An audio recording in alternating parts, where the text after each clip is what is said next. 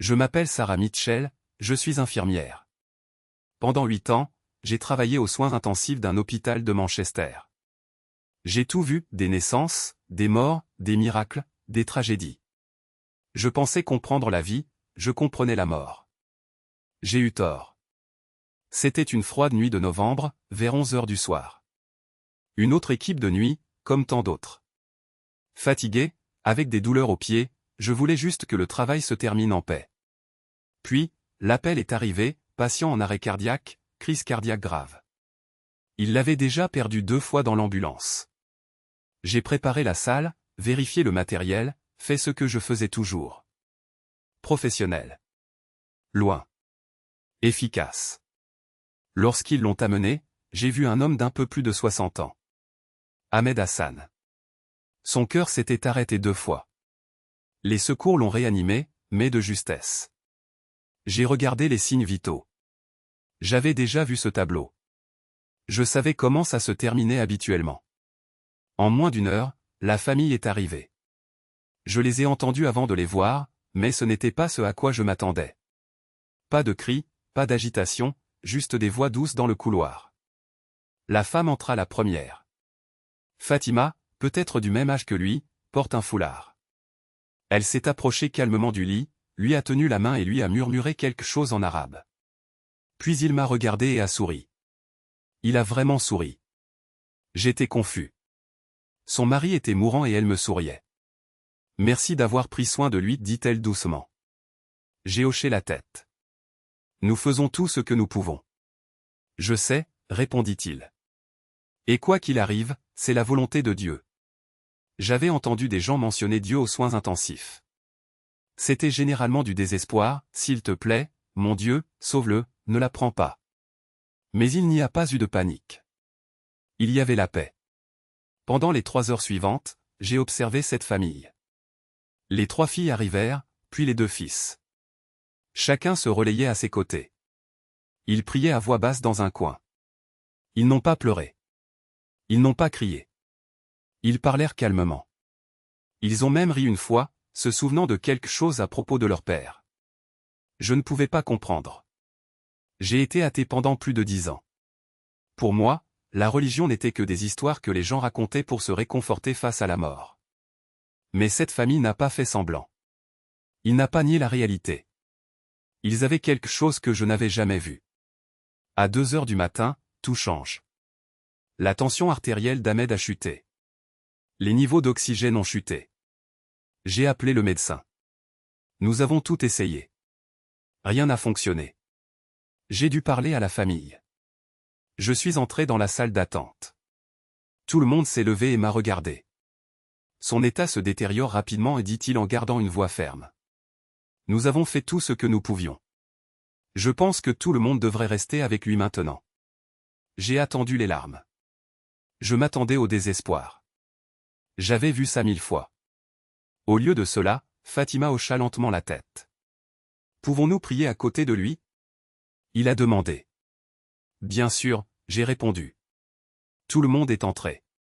Ils restèrent autour du lit. Fatima lui tenait la main. Ils commencèrent à prier en arabe. Les voix étaient douces, rythmées, belles. Je suis resté dans le coin, surveillant les appareils. J'avais déjà vu des centaines de personnes mourir. C'était toujours chaotique, douloureux, plein de regrets et de colère. Mais là, c'était différent. Le cœur d'Ahmed ralentit. La respiration est devenue superficielle. La famille a continué à prier. Personne n'a crié. Personne ne l'a supplié de rester. Il le laissait partir. À 2h47, Ahmed Hassan est décédé. La famille dit une dernière prière, puis chacun s'embrassa sur le front. Fatima fut la dernière. Il lui baisa la main et me regarda, les larmes aux yeux. Mais ce n'étaient pas des larmes de désespoir. Merci, dit-elle encore. Tu as été gentil avec lui. Je ne savais pas quoi répondre.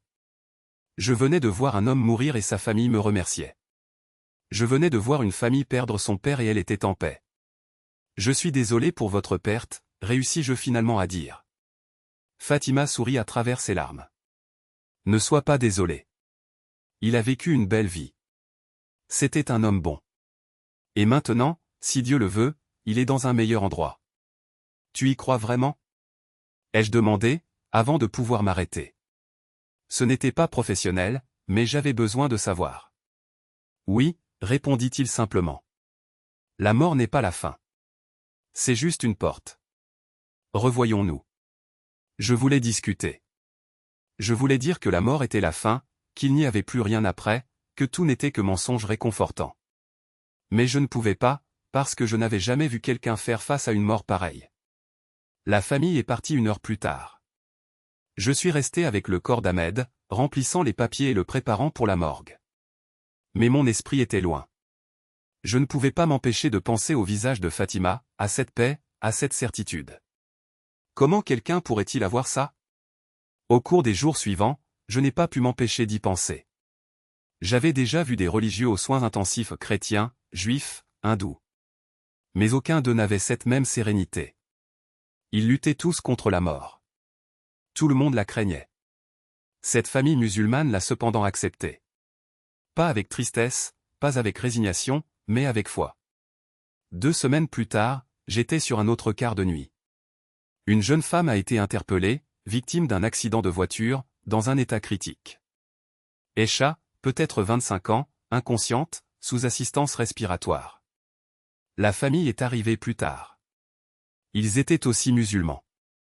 Je les ai observés attentivement. Ils ont prié. Ils sont restés calmes. Ils avaient confiance. C'était la même paix que j'avais vue avec la famille d'Ahmed.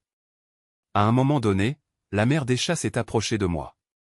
J'étais épuisé, effrayé, mais toujours calme. Survivra-t-elle? Il a demandé. Je voulais donner de l'espoir, mais j'ai appris à être honnête. Nous ne le savons pas encore. Les 48 prochaines heures sont décisives. Elle hocha lentement la tête. Alors prions. Et faites confiance à Dieu. Je ne pouvais pas me contenir. Comment tu fais ça? J'ai demandé. Comment peux-tu rester aussi calme alors que ta fille pourrait mourir? Elle m'a regardé, surprise par la question. Puis il sourit tristement. Parce que nous croyons que Dieu sait ce qui est le mieux pour nous, a-t-il répondu. Si Aisha survit, Dieu merci. Sinon, elle sera au paradis. Quoi qu'il en soit, nous lui faisons confiance. Mais tu ne veux pas qu'elle vive? J'ai insisté. Bien sûr que je le veux, dit-il, et les larmes lui montèrent aux yeux. Je suis sa mère.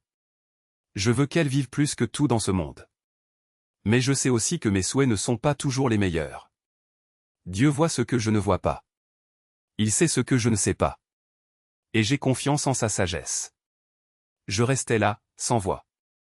Cette femme faisait face à la mort possible de sa fille et avait toujours la foi. Il y avait encore la paix. Comment puis-je apprendre cela? Ai-je demandé, presque dans un murmure. Elle m'a regardé avec une tendresse que je n'oublierai jamais. Apprenez en connaissant Dieu, en lisant ses paroles, en comprenant sa miséricorde. Ce soir-là, après la fin de mon quart de travail à 7 heures du matin, je suis rentré chez moi. Je ne pouvais pas dormir. Je me suis assis à la table de la cuisine avec mon ordinateur portable et j'ai fait quelque chose que je n'avais jamais fait auparavant. J'ai fait des recherches sur l'islam. J'ai lu des articles sur les 5 piliers. J'ai lu sur le Coran.